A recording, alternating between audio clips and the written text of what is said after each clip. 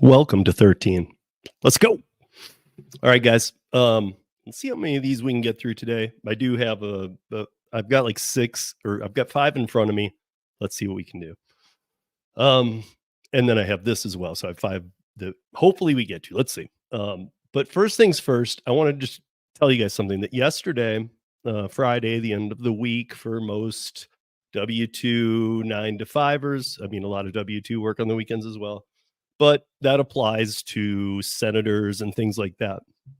Well, when the Senate meeting adjourned yesterday, um, there was a late addition to Monday's agenda added, which this happens a decent amount. Okay, so don't think that, well, what? This happens a decent amount. One side or the other does this at the end of a week, kind of as some have even left, they kind of, as long as they have enough pull to get it on the agenda, they'll get it on Monday's agenda, even though these things are supposed to be like weeks out, so people have time to prepare. But on Monday's Senate agenda yesterday, something was added, and here's the if you guys aren't familiar with this, govinfo.gov, you can find everything there. Go ahead and take a look. I'll leave you guys some links, but if you saw right here, there's a circled part. So I'm gonna pull that up and tell you guys what's going on. So what was added is this: a bill to protect American small businesses, gig workers, and freelancers by repealing the burdensome American Rescue Plan Act of 2021. There's a little more to that too, that they want to start bringing down that threshold of also eBay, Etsy, and all that stuff, and make you, if you earn over $600 on eBay, garage sales, Etsy, anything like that, you now have to report it all. It used to be like 19,000. It has been for decades. But they want to rescind that as well.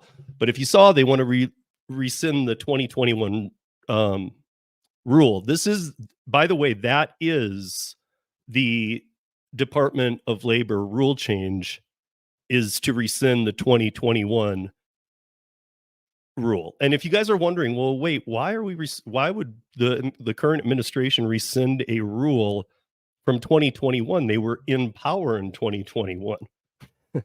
So what happened, if you're not familiar, is that it was passed during the previous administration, but at the very end, like, even before, I think it was before voting. It might have been like August or October of 2020, and 2020 was a voting year.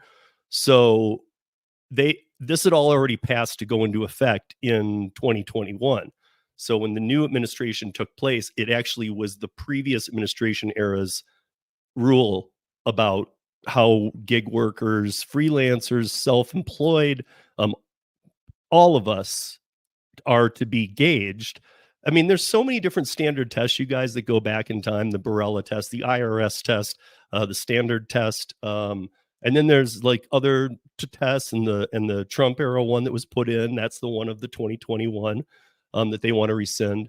The new DOL ruling that will go into effect on March 11th is all part of this. So, but now they're actually doing the talk, and we knew that 30 days out. We talked about this when I had John Lopez on a week ago Friday, so maybe like, or today, so maybe like I don't, go back and check that out if you want, because we were talking about all this stuff, and it's just weird how, because they have to do a 30-day notice to the March 11th rule change. So what will Monday be? Monday will be the 5th of February, and you have to do 30 days. This February is a 28-day month. However, every 4 years it's a leap year, and this is a leap year, so it's a 29-day month.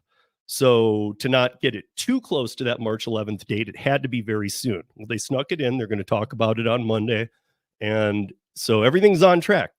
And some of the things we were hoping wouldn't happen are happening in the timely manner they need to now.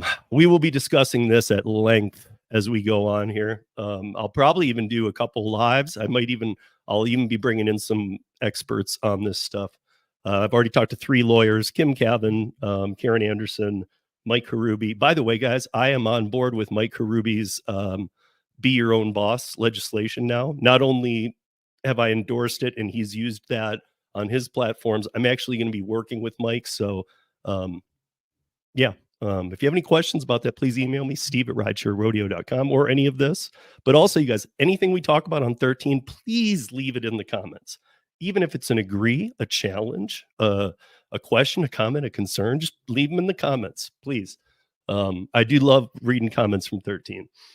So here we go. Moving forward. So you know how I feel about this Uber teen, right? They have very much been keeping that under wraps. I mean, to the point where you'd even think maybe did they get rid of it? No, they didn't get rid of it.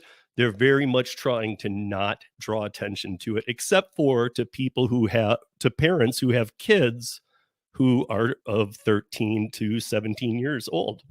You know how I feel about that? When I started with Uber in 2015, ever since I've seen changes all the time. They're never for the best of the driver. One thing that I always kind of appreciated about Uber and Lyft, though, was the fact that they said no unaccompanied minors, no matter what, all the way through until last year, 2023. They stuck with that from the beginning, and I believed in that. And when they got rid of that, I was like, okay, we're going to see tons of problems happen. We already had last year, especially at the end, we saw some kids kidnapped. Some still weren't recovered, not even found, sad. It would be sad, but found dead. Some still just aren't found. So what happened to them? Well, just so you guys are aware, this happens with delivery too. And yesterday, there was an Amber Alert put out.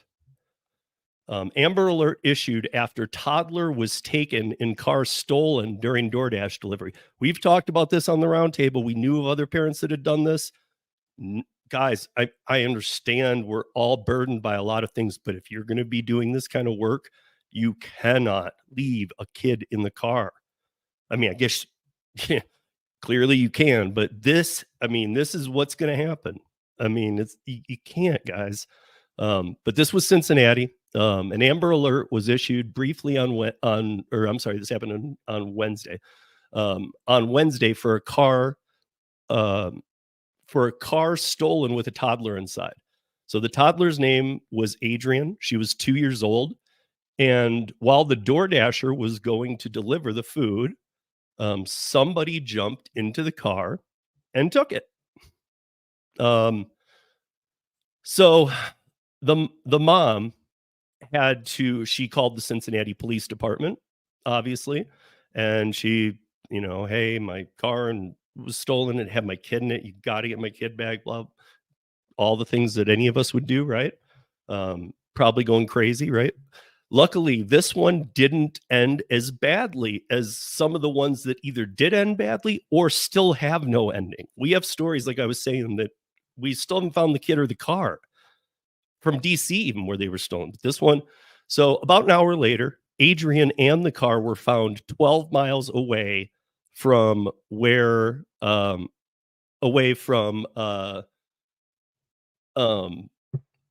car was stolen. Now, where the car was stolen, where she was running food into, was Good Samaritan Hospital. And I just say that because Good Samaritan Hospital. She's running food in. I know she shouldn't be. She shouldn't have done this. But while she's doing it, somebody steals the car from Good Samaritan Hospital. I don't know. It kind of it sat with me wrong. Let me just say that. But that happened. So I think we all know gig apps are down, volumes down. People on the platform are up. You know how I refer to this. We've been dealing with oversaturation at different percentages in different cities for years. And we monitor this on Para with all the Para users we have. We see that they're not getting as many. I mean, it's all anonymous, but we see like in a city, like how much is coming through to this. So we have a good gauge. And then we have what I've always referred to as triple oversaturation, which is the illegals. And I've been talking about this for 5 months now, you guys, 6 months. But now we're getting stats. And like, here's one that I just want to share with you guys that, okay, Uber and Lyft drivers see dips in their monthly earnings. Now, this was um, a 2022 to 2023 comparison. Okay. And this is just the United States and it's by Gridwise. So Gridwise has all the data.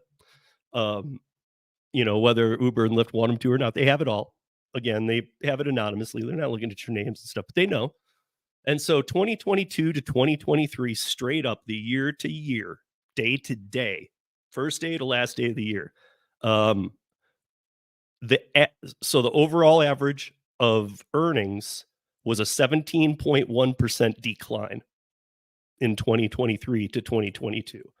Now we have Gridwise coming on the Gig App podcast. The CEO of Gridwise coming on the Gig App podcast by Para in a few weeks, I believe.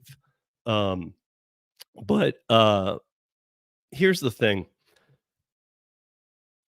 When I was booking that, and when we've spoken and whatnot, and I've spoken with other people, that is expected to grow even bigger this year, much of which is that triple oversaturation I refer to often. But also because of that triple oversaturation, these companies do what? And I bet all of you know this, even if like it's not coming to your tip of your tongue right now, it makes it so that first of all, oversaturation makes it so that Uber reduces driver pay. So what is triple oversaturation? It makes it even happen worse. But when they realize that illegals run these cars 24 hours a day, they really bring it down. So there's going to be some tremendous hits until we take care of that issue.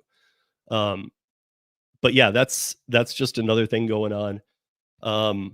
The DoorDasher, this is the last thing I got time for today.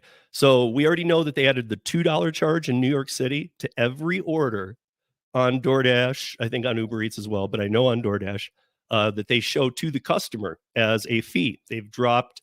They're doing the most deactivations they've ever done in New York City because there's just not enough work for people now with these new rates and stuff. But now they're talking about moving it to $3 or $4 to the customer by the end of this month, February. So by March 1st, you could be paying $3 to $4 in New York City as the customer as a line item just for the city minimum wage fee, plus all the other fees. Leave your comments below, guys. Even rants and raves. Okay, that's 13 minutes of news in just under 13 minutes.